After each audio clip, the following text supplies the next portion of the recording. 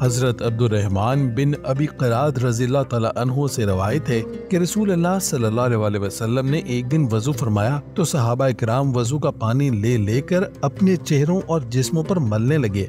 आप सल्लल्लाहु अलैहि वसल्लम ने फरमाया, तुमको क्या चीज इस फेल पर आमादा करती है और कौन सा जज्बा तुमसे ये काम करवाता है। इस पर सहाबा ने अर्ज किया, अल्लाह और उसके रसूल सल्लल्लाहु अलैहि वसल्लम की मोहब्बत। सहाबा का ये जवाब सुनकर आप सल्लल्लाहु अलैहि वसल्लम ने फरमाया, जिस शख्स को ये बात पसंद हो कि इसको अल्लाह और उसके रसूल सल्लल्लाहु अलैहि वसल्लम से हकीकी मोहब्बत हो या फिर अल्लाह और उसके रसूल सल्लल्लाहु अलैहि वसल्लम उससे मोहब्बत करें, तो उसे चाहिए कि जब वो बात करे तो हमेशा सच बोले और जब कोई अमानत उसके सुपुर्द की जाए तो अदना ख़यानत के बगैर इसको अदा करे और जिसके पड़ोस में इसका रहना हो उसके साथ बेहतर सलूक करे। यहाँ गौर तलब बात यह है कि आप सल्लल्लाहु अलैहि वसल्लम ने सहाबा इकराम के इस अमल पर ना तो पसंदीदगी का इजहार किया और ना ही नाराज हुए। पसंदीदगी का इजहार तो इसलिए नहीं किया क्योंकि अकीदत पर इक्तफा अमल में कोताही का बाइस बनता है और सहल पसंद नफ्स इस बात को काफी समझता है कि उसका ताल्लुक किसी खुदा रसीदा बुजुर्ग के साथ है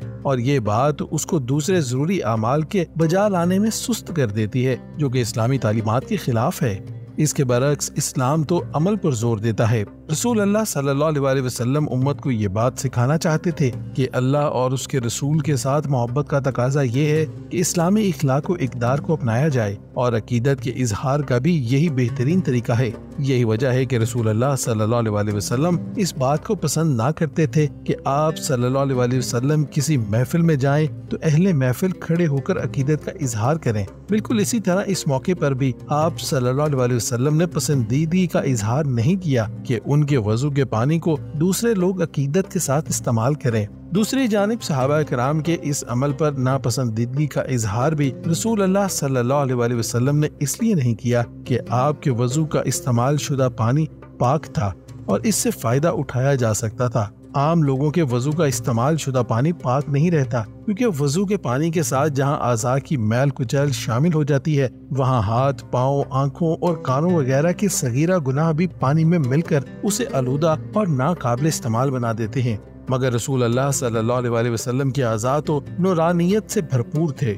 आप सल्लल्लाहु अलैहि वसल्लम के इस्तेमाल शुदा पानी के आलूदा होने का तो सवाल ही पैदा नहीं होता। लिहाजा आप सल्लल्लाहु अलैहि वसल्लम ने सहाबा को अपने वजू के इस्तेमाल शुदा पानी को इस्तेमाल करने से नहीं रोका, अलबत्ता इन्हें तीन बहुत जरूरी अमाल की तरगीब जरूर दी। पहली बात यह कि हमेशा सच बोले क्योंकि झूठ गुनाह कबीरा है जो कई दूसरे गुनाहों का सबब बनता है। ये बहुत बड़ी इखलाकी कमजोरी है। झूठ की आदत इंसान की इज्जत व वकार को खत्म कर देती है। झूठ बोलकर रोजी कमाने से रिस्क में हराम शामिल हो जाता है और हराम रोजी इबादत और दुआ की कबूलियत में रुकावट बन जाती है।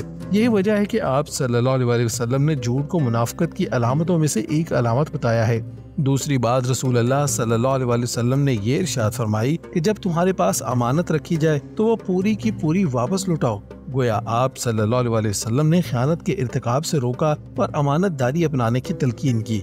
खयानत एक बहुत बड़ी इखलाकी बुराई है जिसको आप सल्लल्लाहु अलैहि वसल्लम ने झूठ की तरह मुनाफिकत की अलामतों में से एक अलामत करार दिया है। अमानतदारी का मफहूम बहुत वसी है क्योंकि हर मुआहिदा अमानत है और इसकी पाबंदी ना करना खयानत है। अपने फराइज मनसबी में कोताही का इर्तिकाब भी खयानत है। किसी हकदार को उसके हक से महरूम करना भी खयानत में आता है और एक आदमी किसी दूसरे के साथ राजदारी की बात करता है तो उस बात का जिक्र दूसरों के सामने करना भी खयानत के जुमरे में आता है। और तीसरी बात आप सल्लल्लाहु अलैहि वसल्लम ने ये इरशाद फरमाई कि अपने हमसाई के साथ अच्छा रवैया रखें।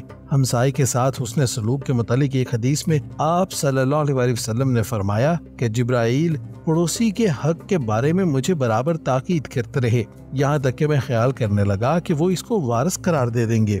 एक और हदीस में आप सल्लल्लाहु अलैहि वसल्लम ने पड़ोसी के हकूक इस तरह बताए हैं कि अगर बीमार हो जाए तो उसकी अयादत और खबरगिरी करो, इंतकाल कर जाए तो उसके जनाजे के साथ जाओ, कर्ज मांगे तो कर्ज दो, अगर कोई बुरा काम कर बैठे तो पर्दा पोशी करो, अगर उसे कोई नेमत मिले तो उसको मुबारकबाद दो, अगर उसे कोई मुसीबत पहुंचे तो ताजियत करो। अपनी अमारत इसकी अमारत से इस तरह बुलंद ना करो कि उसके घर की हवा बंद हो जाए। तुम्हारी हांडी की महक इसके लिए बाइस एजा ना हो, इसलिए इसमें से थोड़ा सा इसके घर भी भेज दो। इस हदीस मुबारक से मालूम होता है कि हजूर सल्लल्लाहु अलैहि वसल्लम अपने असहाबा की कदम कदम पर किस तरह रहनुमाई फरमाते थे। अल्लाह पाक हमें भी उसवा रसूल सल्लल्लाहु अलैहि वसल्लम पर चलने वाला और अमल करने वाला बनाए। आमीन या रब्बुल आलमीन।